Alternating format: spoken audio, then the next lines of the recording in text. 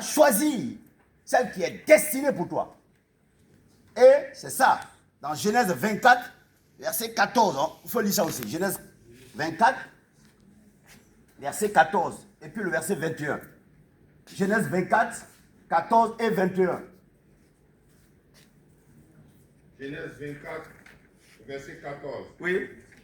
Que la jeune fille à laquelle je dirai, penche ta cruche, je te prie pour que je boive, et Voilà. tu répondras, bois, et je donnerai aussi à boire à tes chameaux, soit celle que tu as destinée à ton serviteur Isaac, et par là, je connaîtrai que tu uses de bonté envers mon Seigneur. Très bien. Verset 21. Oui. L'homme la regardait avec étonnement et sans rien dire pour voir si l'Éternel faisait réussir son voyage ou non. Très bien. Donc voici, quand on veut, n'est-ce pas, se marier là, c'est ça. Vous voyez, la vie de l'homme est faite, n'est-ce pas, de 3 événements. On est né déjà, ceux qui vont se marier là, Dieu les connaît. Le jour que tu veux te marier là, voilà, il faut fléchir les genoux, il faut prier. Dieu va t'orienter. Il va t'aider dans le choix. C'est dit clairement dans Acte 1, verset 24. Et là, c'était le serviteur d'Abraham qui est parti chercher dans sa patrie alors une femme pour son enfant Isaac. Et lui, il a fait une prière. Celle qui va venir, à qui je dirai, penche, n'est-ce pas, ta cruche pour que je boive de l'eau, c'est celle-là que tu as destinée. Voici une petite prière. Et la fille est venue, et effectivement, dans ce passage, ce sont des signes. On va voir ça tout à l'heure, ce sont des signes. Il y en a qui demandent des signes, mais ça, c'est un autre signe. Mais ce signe-là, ça révèle alors les valeurs intrinsèques.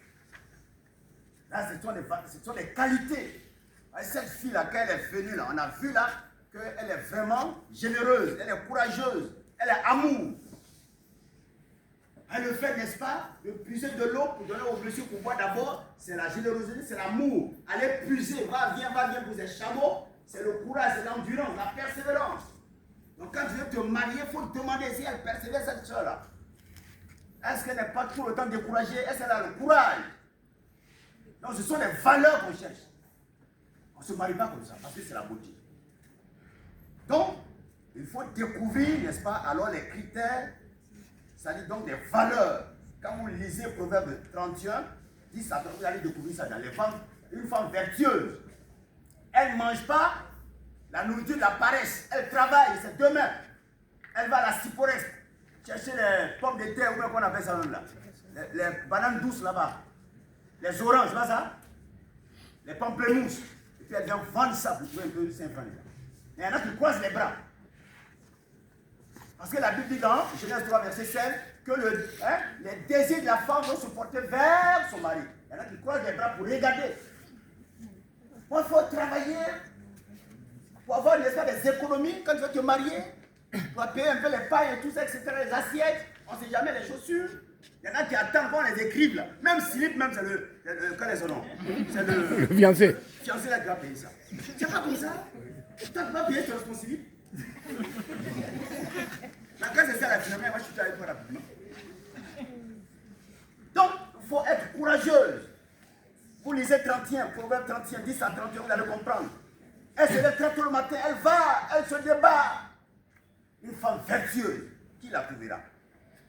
Et le verset 10, celle qui craint Dieu, celle qui sera honorée, c'est la crainte de Dieu. Alléluia. C'est ce qu'il dit. Il y a des versets bibliques qui sont là. Proverbe 20, verset 6, Proverbe 12, verset 4, courageuse, etc., etc. Titre.